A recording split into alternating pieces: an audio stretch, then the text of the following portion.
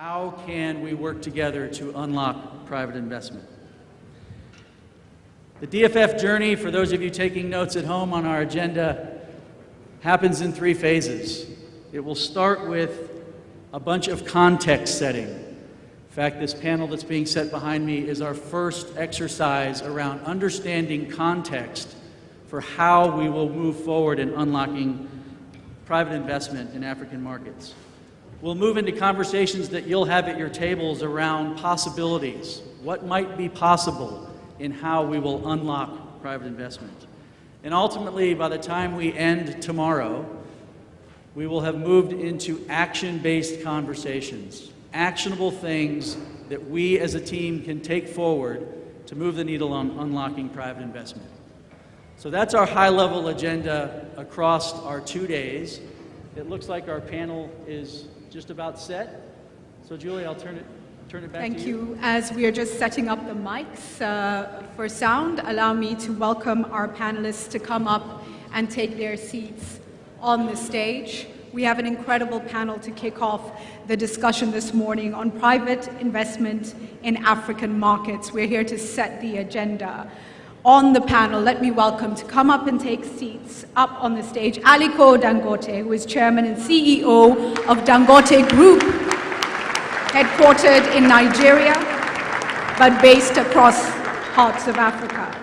Honorable Ken Ofori-Atta, Minister of Finance of Ghana, please, wherever you will be most comfortable, please do come up and join us. Also, Honorable Abdurrahman Sisse, who is the Budget Minister, Côte d'Ivoire. Thank you. Thank you for joining us.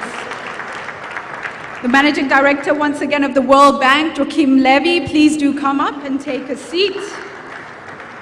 And Helen Tarnoy is with us as well, Managing Director, Aldwych International, doing an incredible amount of work across the continent. Please do. And so I do hope we will be joined by Honorable Kenneth Ofori-Atta in a short while, and we shall just await the mics and get started. Thank you.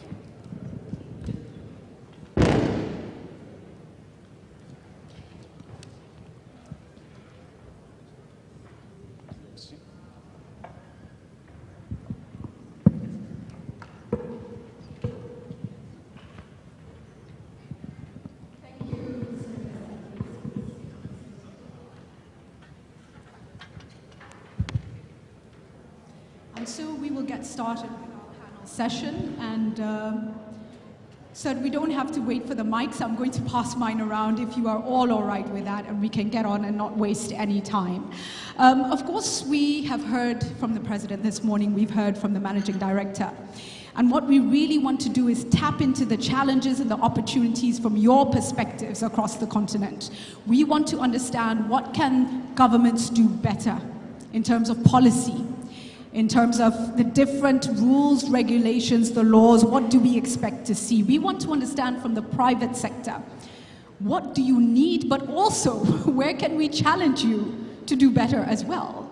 What is the responsibility in terms of development from the private sector as opposed to just profit? And these are some of the conversations we're going to have this morning. I think my first question is going to come to the private sector. Will be addressed to Helen Tarnoy and Dangote. Aliko, to you. We want to understand the challenges that you face and your needs ultimately right now. But as you address that, we would like to get a sense of where the greatest opportunity for transformation for Africa comes from, not just for profit, but ultimately for change, for development, and for benefits to the people of the continent. Where does the greatest potential lie? So, thank you very much, Helen. I will begin with you. Yes, indeed.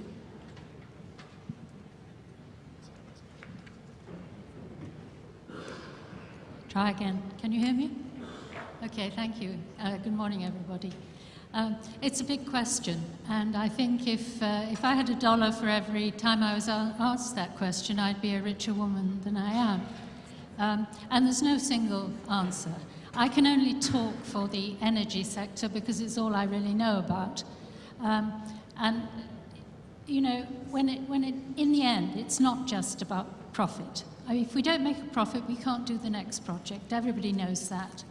But at the same time, energy, power underpins every other aspect of life in our countries, whether it be in Africa or anywhere else. You can't pump water without energy. You can't connect people to the great world of information without energy. It is absolutely vital, almost no matter what type of energy it is. It's really, really important that people have access to electricity. I'm not one to throw rocks at governments, let alone utilities. I've run a utility myself, and I know just how hard it is.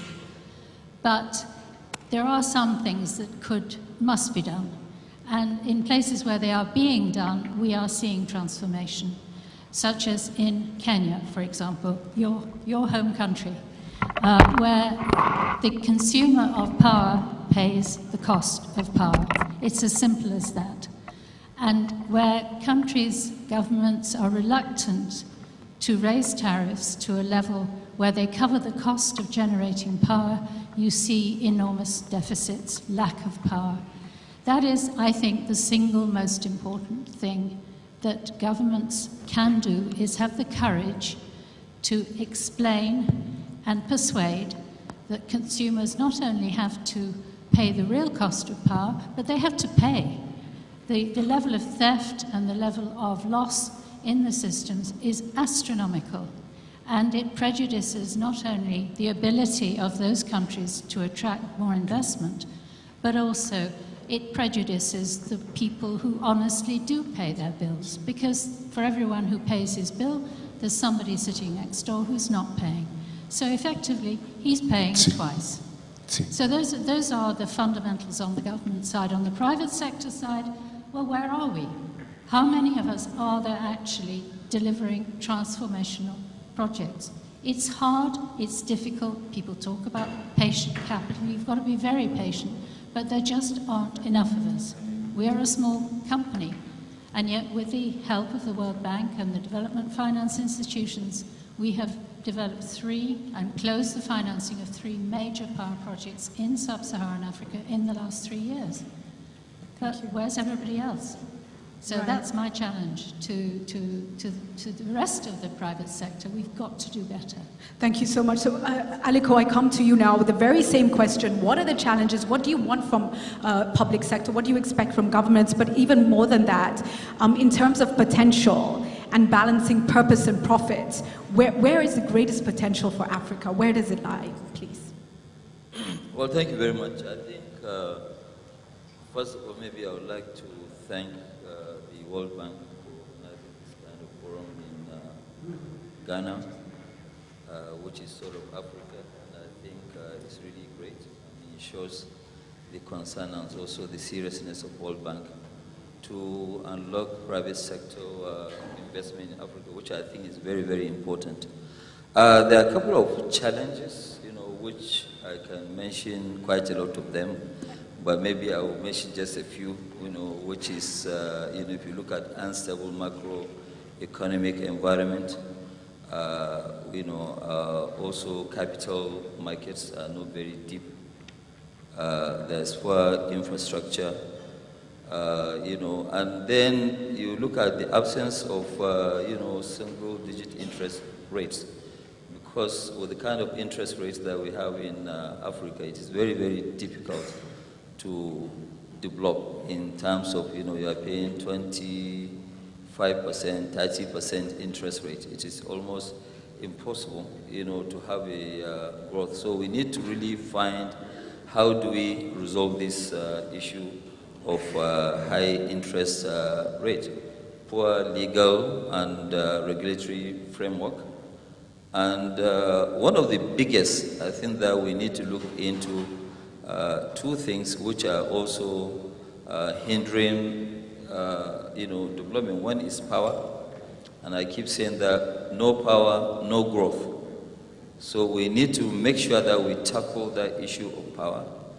And then inconsistencies in government policies. The governments, they have to be very, very consistent.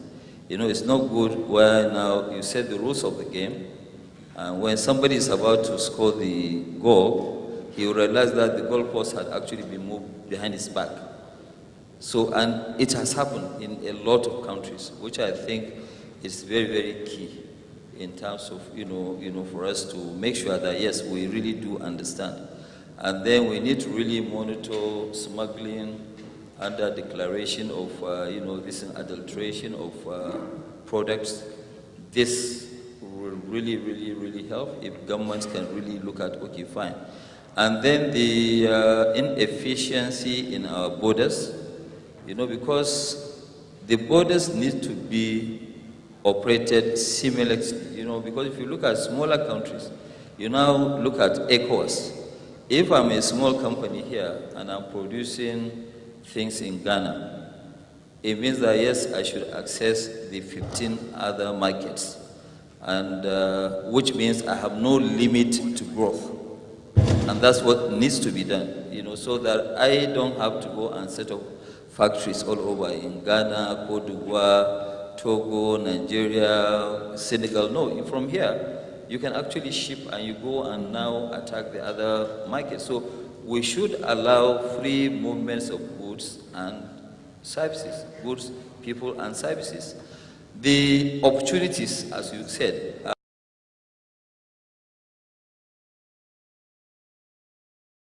is almost 20 hours every day. I cannot quantify the opportunities. We have enormous amount of opportunities.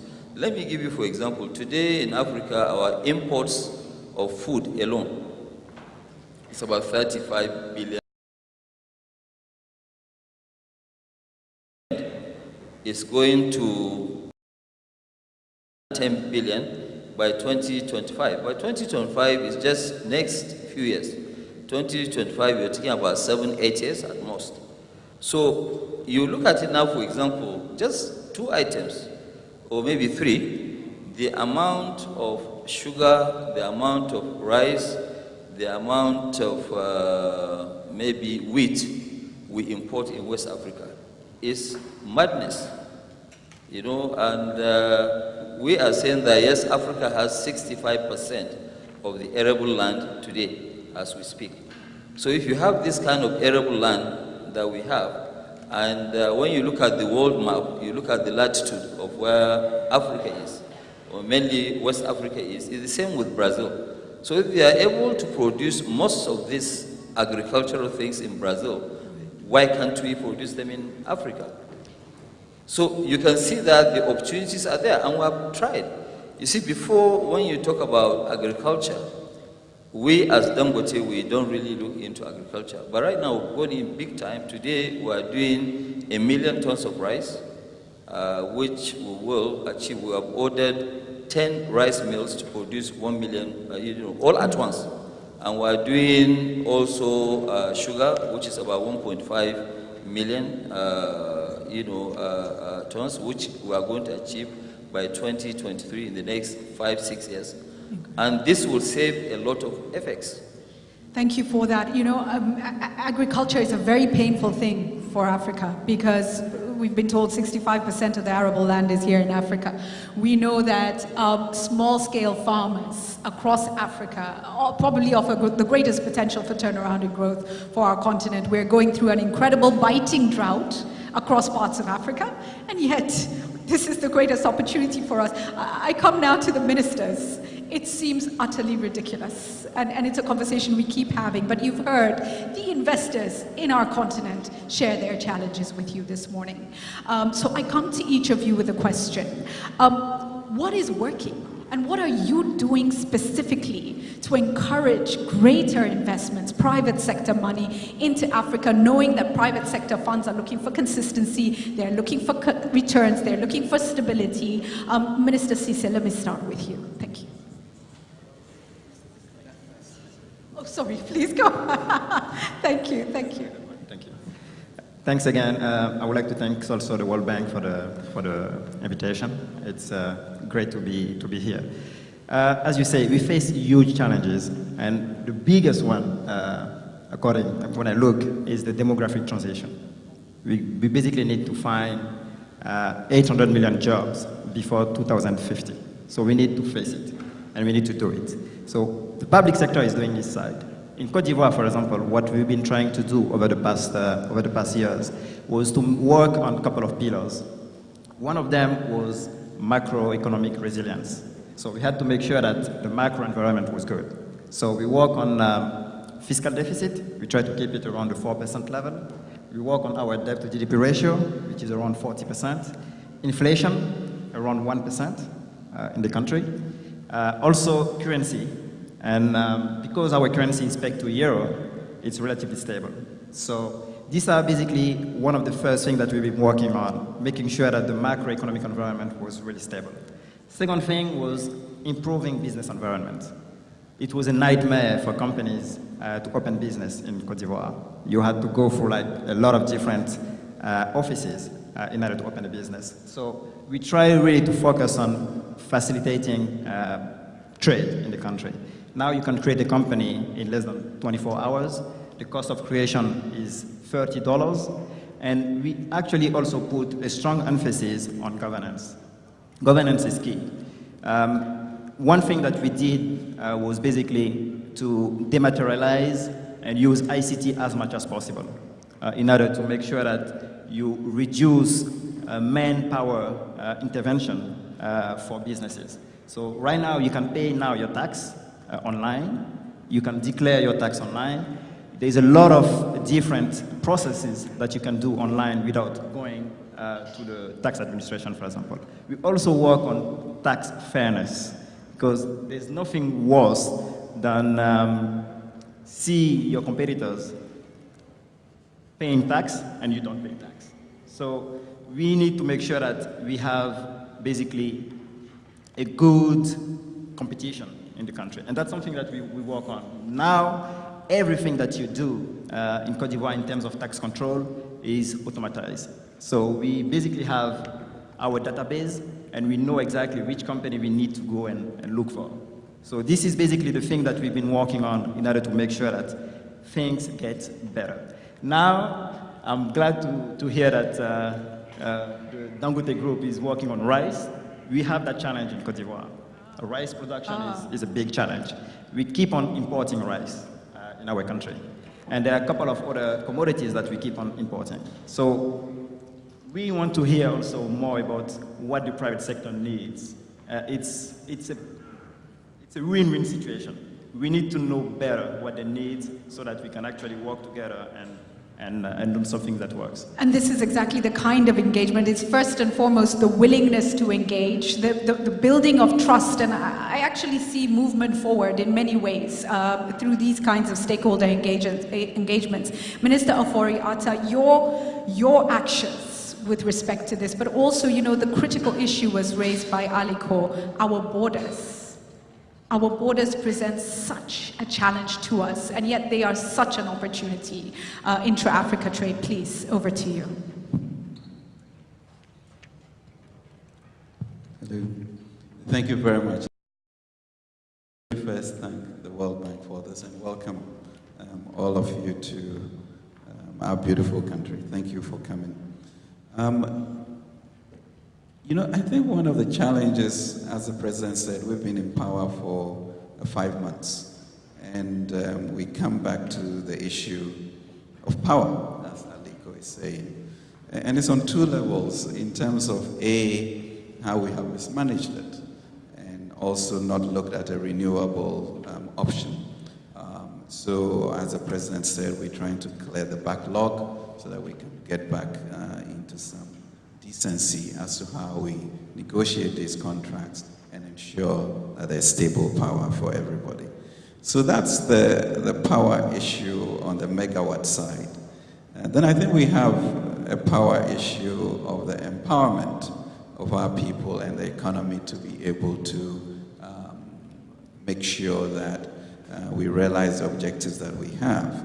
And so for us in these 5 months, was to see whether we can get our hands around the macroeconomic framework. Because in the end, without stable macroeconomic framework and a discipline, we have issues. Our people cannot produce and investors will not come in. We also have to move to supporting the skills base of our people so they can take advantage of the opportunities that we are opening in the economy. Because we need to be very deliberate about indigenous empowerment to be able to partner with foreign partners who are coming. And that's something that means skills, making sure that the financial environment gives them opportunities to be able to partner on an equal basis. And basically create what we call economic freedom, and that led to the series of abolishment of taxes so that people will be free to use their creative energies. So that's something that we constantly think about. And we are running a budget deficit.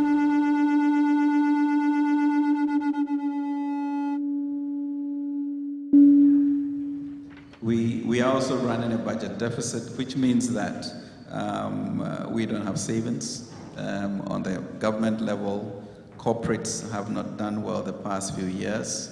They also don't have, and because of the level of income, national savings are also low. Clearly, that has to be filled. And this is where the issue of bridging the gap as to what people know about Ghana or Africa, and the information asymmetry to get people attracted to that, and also for them to be able to bring the needed resources to fill the gap. But I think for us as a government, with the intention of quadrupling or 10 times the size of the GDP we have in a certain framework, have to be also conscious that, come that realization, Ghanaians are the center of that development. So yes, create the macro conditions, embolden your people, empower your people to be participant in a shared space, and then let the world, move in a direction that we are looking for.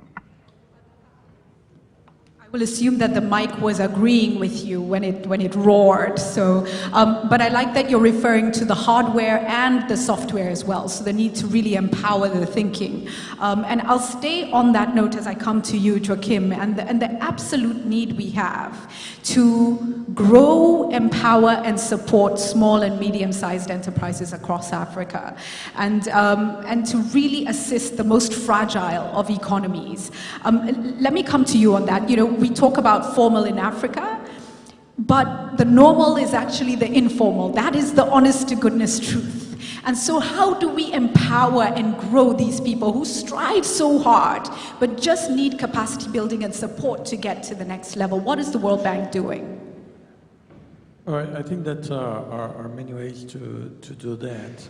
And there are things that we, as multilaterals, can do. I think that what the minister mentioned about the way you collect taxes, the way you design taxes is very important for small enterprises to have the adequate, say, tax burden, and especially to free it from some vagaries of tax collection is extremely important, and it makes a huge difference to small and medium companies. Now, in addition to this, of course, there are several other things that are related to really, as you mentioned, create capacity. And there, I can cite, for instance, some projects that IFC has been doing in many countries in terms of, ranging of how to create adequate management tools and provide this type of training to small companies, creating toolkits that can be really used in a large number of companies, sometimes even thinking about succession and some things that are very specific to small companies. We have recently signed an MOU in terms of also of helping to disseminate the international financial reporting standards, the IFRS, through small medium companies. Why is that? Because if you don't have clear accounts, it's very difficult to get credit, and you go to the bank and what you show. And more generally, of course, we also, in addition to all this capacity building, we do work with governments and with banks and other institutions to facilitate the access to credit. And there will be a part of our private sector window also, for instance, the agriculture sector, to facilitate access through blending mechanisms to lower interest rates, and also develop de-risking mechanisms. Again, we have examples of cooperatives and so on, where we have done this effectively. So it goes from taxes to the business environment, to training companies, and then of course, access to credit. Thank you so much for that. I was going to go into risk mitigation efforts, and I know there are organizations like the African Development Fund in the room that are doing many things alongside other organizations. Aliko, in terms of risk mitigation in Africa, is enough being done? And aside from that, what do you think the smaller businesses, alongside the businesses, require to really build capacity and to put funds into African economies? Well, I think one of them, is the, what do you call it, the improved macroeconomic environment. One of the reasons that you need to do, you can also access MIGA, and, which I think will help in terms of this, and also credit enhancement by the government. We have something like what we do in Nigeria, where the central bank will guarantee for you to have a single-digit interest rates, so money that they've taken away from the banks in terms of putting it in their reserves, earning zero interest, they can lend you. They don't lend you directly, but they lend you through the, bankers.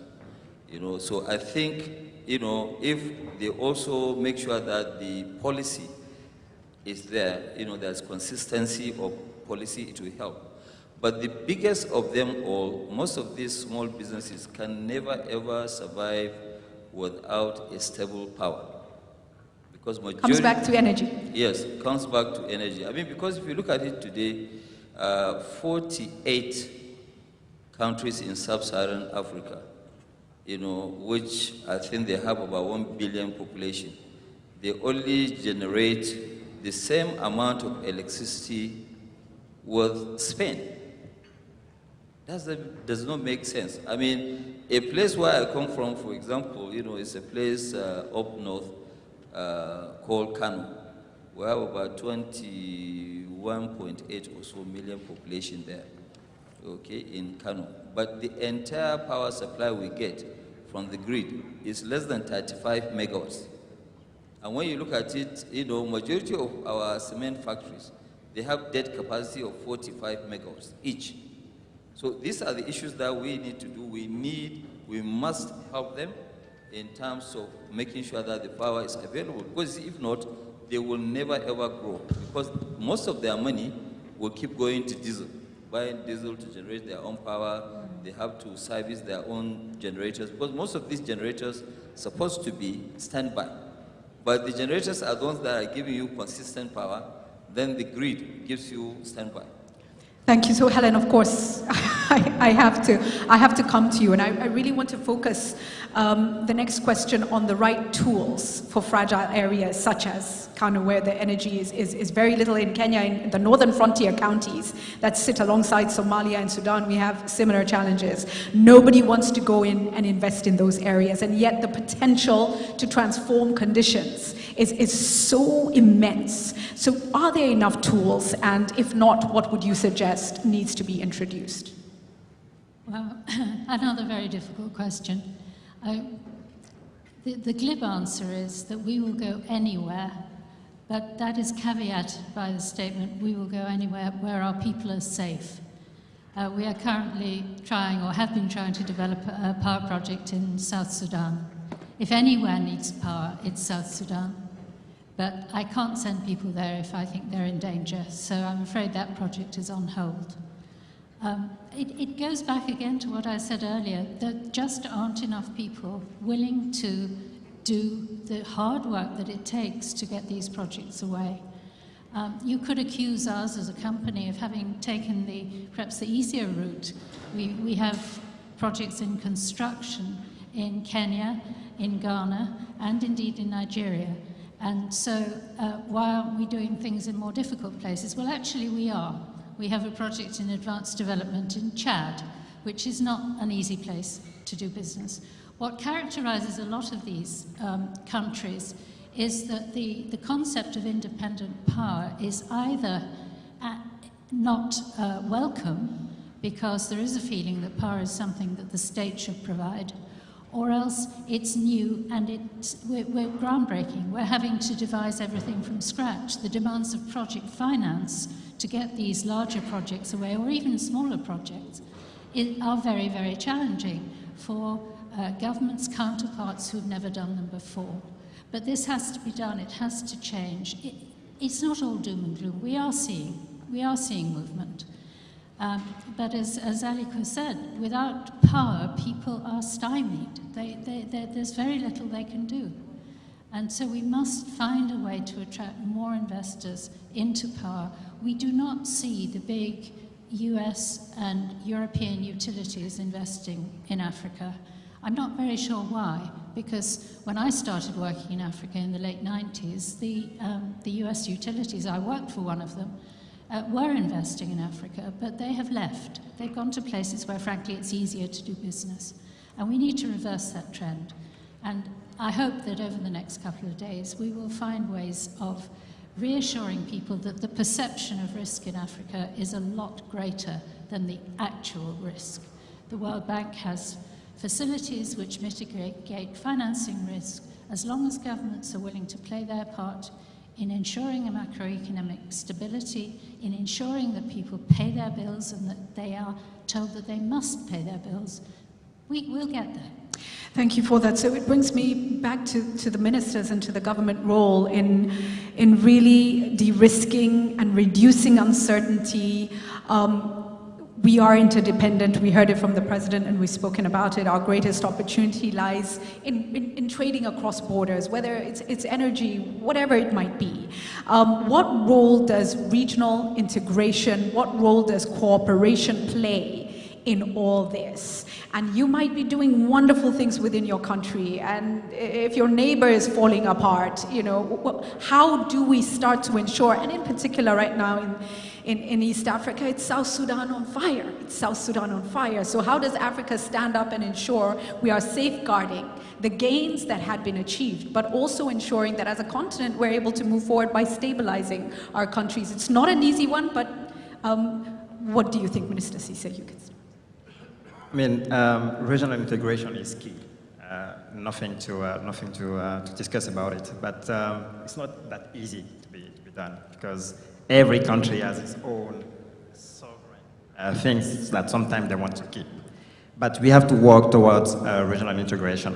If you look at Cote d'Ivoire, for example, in energy, we actually export energy to our neighboring countries. Between 2011 and now, we increased our capacity by 40%. And most of our neighboring countries actually receive part of the energy that we produce. This is something that we definitely going to continue to do over the next coming years. IFC has invested in some of the projects that we have in order to help de-risking, because risk was one of the big issues. And we use MIGA, we use IFC in order to facilitate some of the transactions that we did.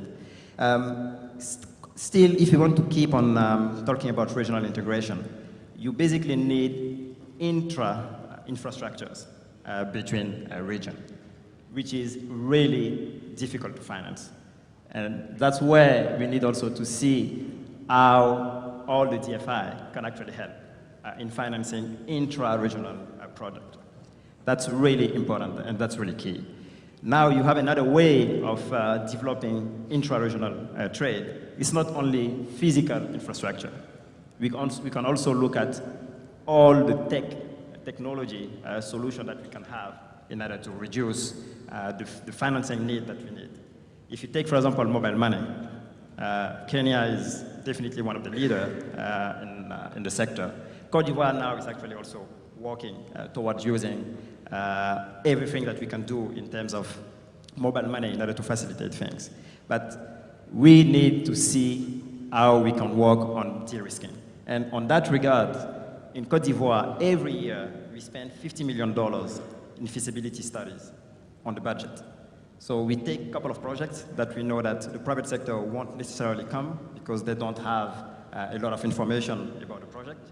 We finance it ourselves to get minimum feasibility studies. We put it on the table and say, these are the products that we want to do. These are the feasibility studies that we have. Please have a look. And that's definitely helped in easing the process. Thank you. Did you want to come in? Yes, Aliko has a contribution. Yes, no, I think my advice, Honorable Minister, it would be better if you get the private sector involved in those feasibilities, because Right. it's not good enough for me to go and collect a government study and work on it. Because if I'm going to invest my own money, I would like to be sure of what's going on. So I need that independence in terms of checking, and so that you don't spend so much money doing feasibilities where I think mainly maybe you need to advise people which areas that you think are the hanging fruits where people can invest. That is one. And I think one of the issues that we can develop in terms of infrastructure in Africa mainly, which is lacking a lot, it is better to do a PPP rather than for government to go and do it on their own. Because government does not have the capacity and the capability of doing it best for, value of money. So I think it's one Right. of So my that, advice. and that's where the stakeholder engagement is key. Government is not innovative just by its very nature, and so you must engage the private sector. Is there agreement in the room? I see a few smiles there. I come to you now, Minister Oforiatta, and Paul Kagame. Paul Kagame, give credit where credit is due, is showing Africa how we can do things in a new way, has opened his borders, is using innovation. And what can we learn from what is happening in Rwanda? What is Ghana doing maybe in that regard that is similar? And we did hear some things from the president, but what is frontline that each of our countries must be doing, particularly when it comes to the question of borders, integration, and the role we play in stabilizing each of our economies? Thank you very much.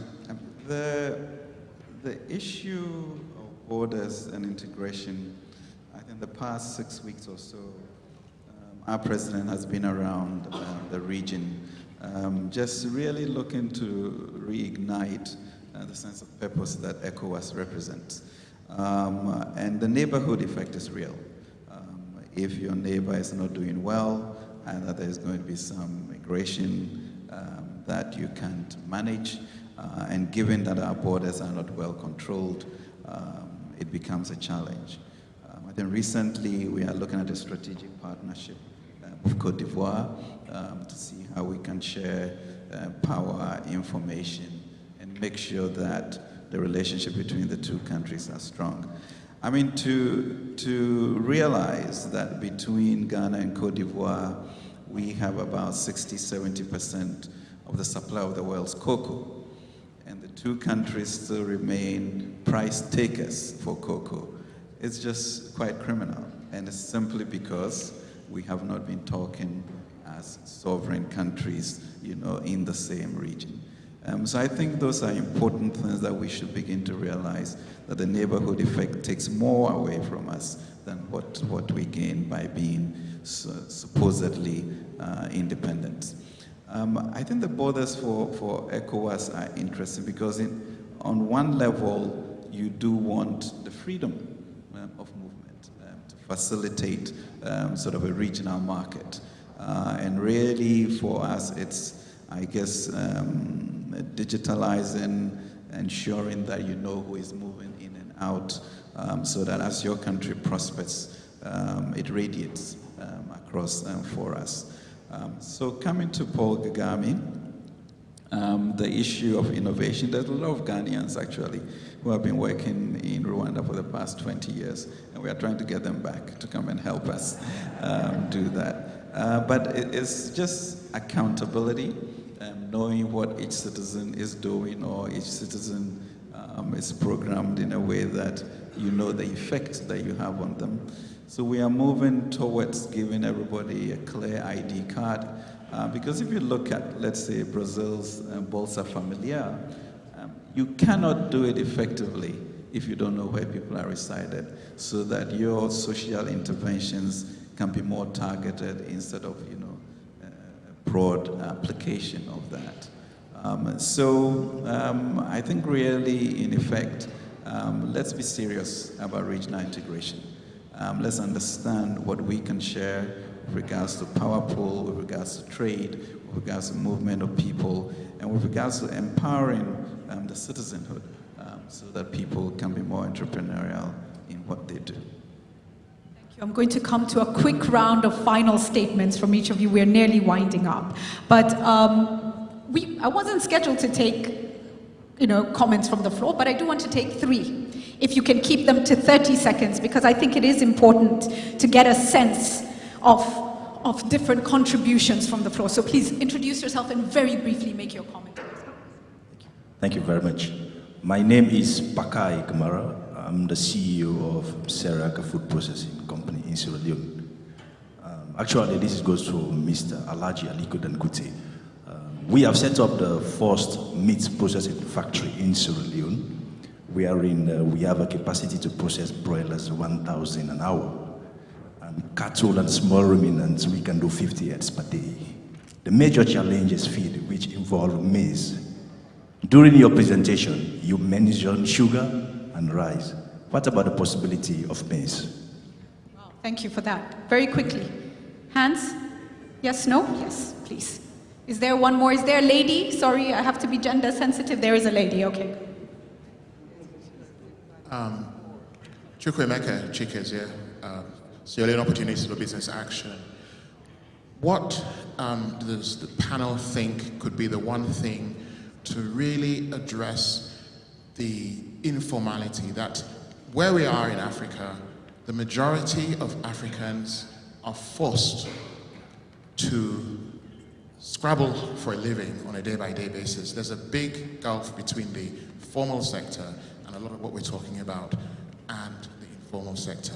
How do we address that? Because without addressing that, the political challenges will actually make it impossible to maintain stable states, etc.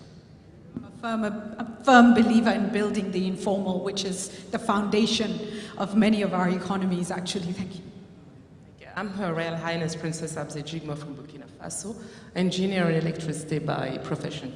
So just building on the informality, I created a global expertise app for the informal sector because we do have innovative solutions. I just came from Burkina Faso yesterday where we launched with the youth. They have great ideas and it's important that they also protect their intellectual property. And I hope that the private sector window will also consider this one. And indeed, the informal sector is the basis of our economic growth. In my country, 45% of our GDP coming from the informal sector. And I think that you really need to work also with the women. We didn't talk about that. Thank you for making your question gender balance. And please trust us, we have tools. We have it. So we'll put the money on the table and we can start working because the private sector is already organized. Thank you. Thank you so much for that. So important, brings us back to the informal sector and how we need to support the informal sector. The question of women. We know women hold this continent on their shoulders. They manage farms, they manage families, they struggle every single day, and not enough credit is given to the work that women do in this continent. So maybe I will allow just very quickly comments on supporting the informal sector and the role of women and empowering women in growing Africa. Levi, I'll start with you. Thank you. Thank you. I think that fintech, for instance, is a way to address informal sector. One of the main problems of informal sectors is exactly you don't have records of what you do, so that you don't build a track record so that people can give you credit, can give you access to things. Now the new technologies are actually, everybody who has a cell phone is building this type of track. So we see that the means of payments can, if you have a platform like in Kenya and other countries, it really dramatically changes the dynamics of inclusion in the economy. Thank you so much. Aliko, I'll come to you last because you also had the maize question. So, Minister, let me come to you next. Thank you very much. I think for us, the issue of the realization that the informal sector is huge, but somehow we are having a psychosis and making them invisible. It's a problem. So the issue of the national ID card is key, because through that you can have direct interventions policies that addresses that. And for us this year, the national budget for 2018 coming is going to be undergirded by the issue of SDGs and gender, so that the awareness and clarity is there, and all ministries will then have to respond to an environment in which we are saying the combination of SDGs and gender is really the future, and that's what we are trying to design now. I guess I have to. I think that there is a link, obviously, between the informal sector and women. Women are overrepresented in the informal sector, and that's no bad thing. After all, if the informal sector flourishes, it supports the formal sector. So if you're being optimistic, as I always am, it should be a win-win situation. The World Bank itself did a study not long ago on a group in rural South Africa that showed that economic activity among women increased by almost 10% when they had access to power. So if they can run sewing machines and all the other things that women often do while juggling all their other responsibilities, providing power is as important there as it is for the big businesses. So I'm optimistic. There are lots of ways to provide power to people. It's not only people like us who build large power plants, but it's distributed power, it's small power projects of various kinds, particularly renewable ones, that will be the future for encouraging the informal sector to develop and finally join the formal sector in due course. And I understand Tanzania is doing very interesting things around microgrids within communities as well. Minister Sise. Yeah, so same as they already said, informal sector is key. We need to have them move from the informal sector to the formal sector. So first thing that we believe is we need to ease the process of creating companies, to give them incentives to do it. Otherwise, they don't have any incentives to do it. Second thing, you need to give them access to market. And that's something that we try to do.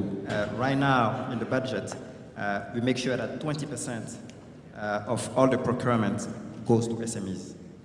So they have an incentive to create the company.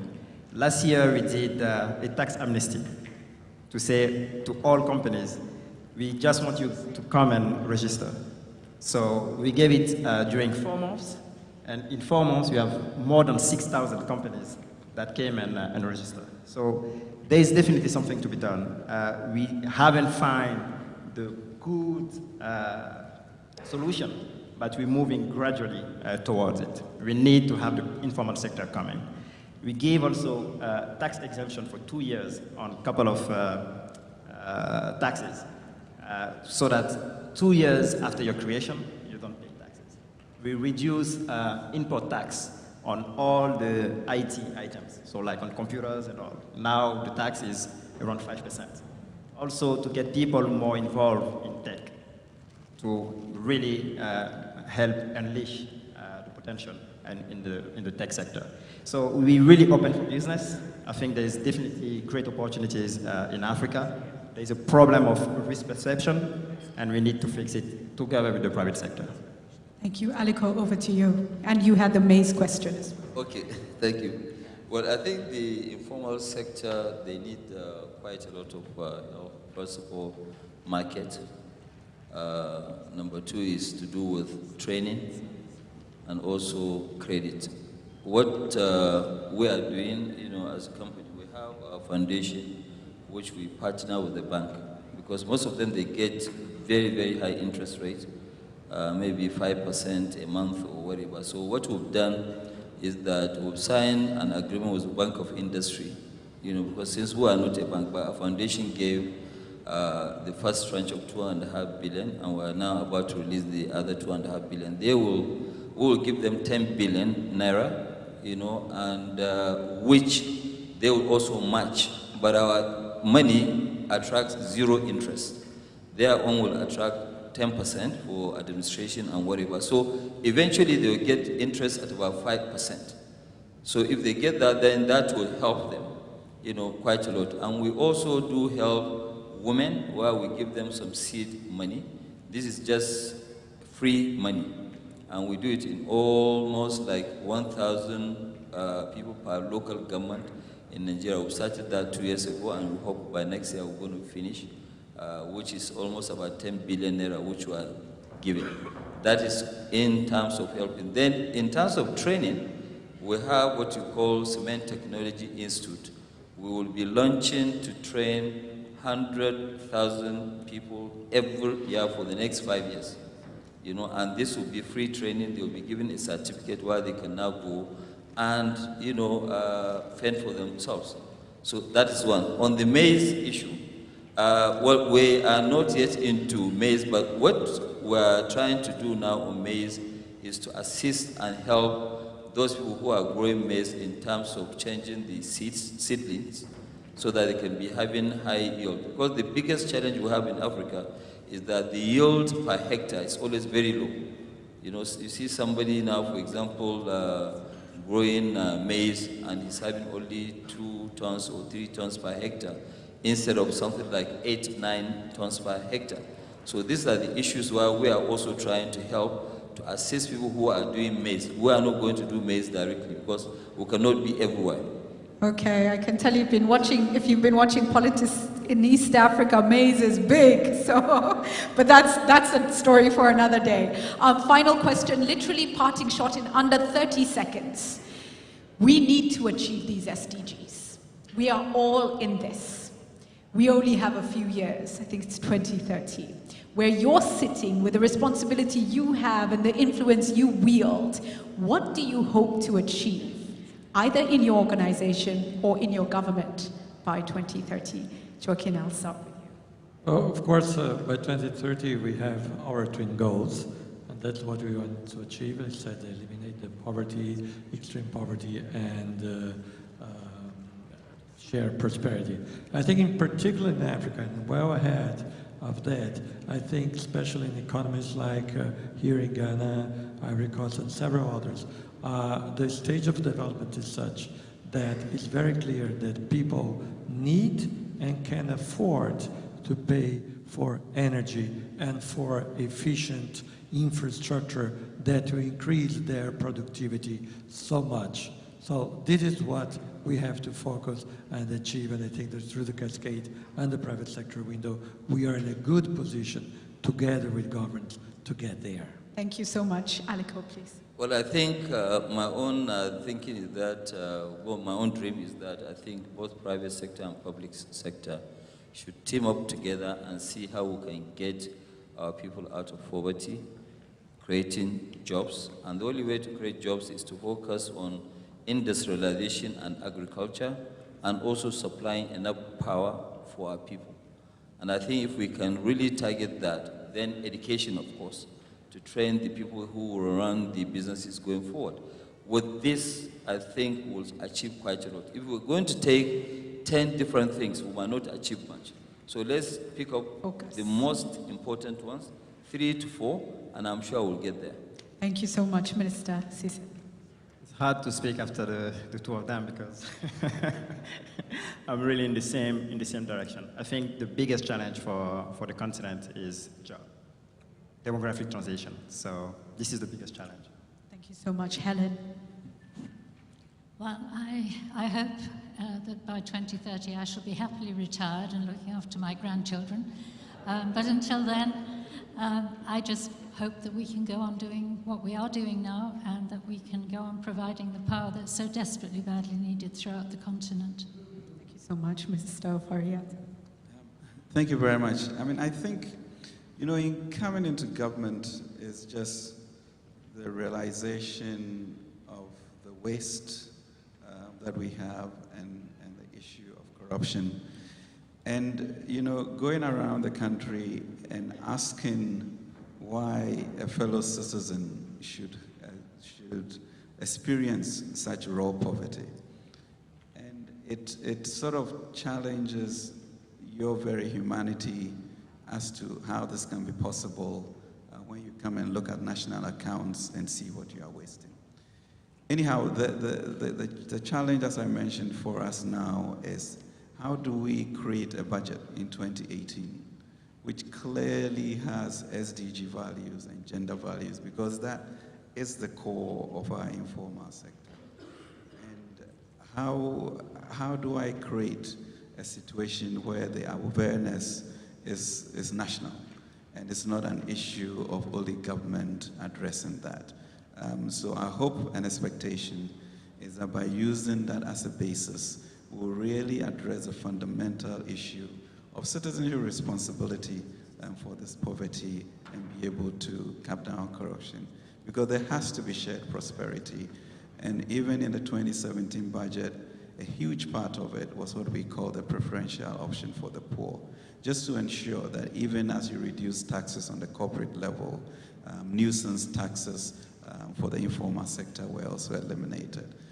So we're really hoping that the country itself's awareness will be enhanced by how we frame the budget, and in that we'll have a society that is more humane and that is just fairer and just for all. Thank you. Thank you so much. Let me end by saying it's not their question to answer. It's all our responsibility to have an answer to that question. And quite a few years ago, I was able to attend a leadership course at Harvard. You don't know this, Aliko Dangote, but it's courtesy of your Young Global Leaders World Economic Forum program.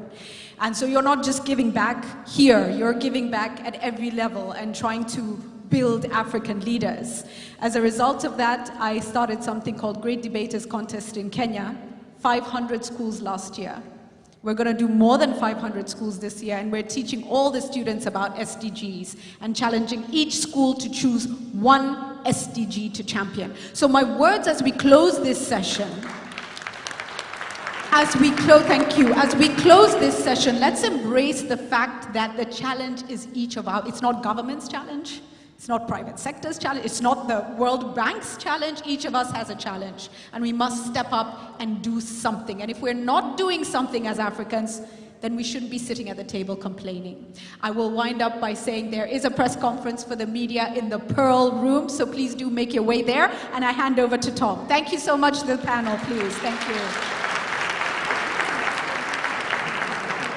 All right, there are 3 very important things you need to know before you move to your first networking break. Number 1, if you have not registered, picked up your name tag, as well as your very important survey, 2-sided survey, you're going to want to do that during this networking break.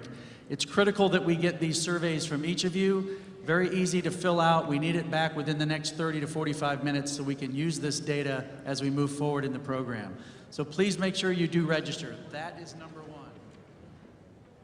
Number 2, social media is open, and we encourage you to be very active on social media. The main hashtag is DFFAfrica. There is a social media handout out in the lobby you can pick up. There's a selfie wall out there if you want to post some photos. We also have the graphics that my team is creating. Please feel free to be very active in social media. Once again, it is hashtag DFFAfrica.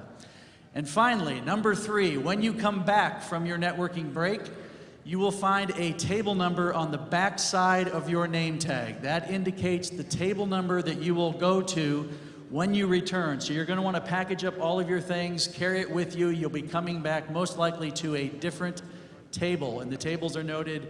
One starts in the front all the way through 41 in the back.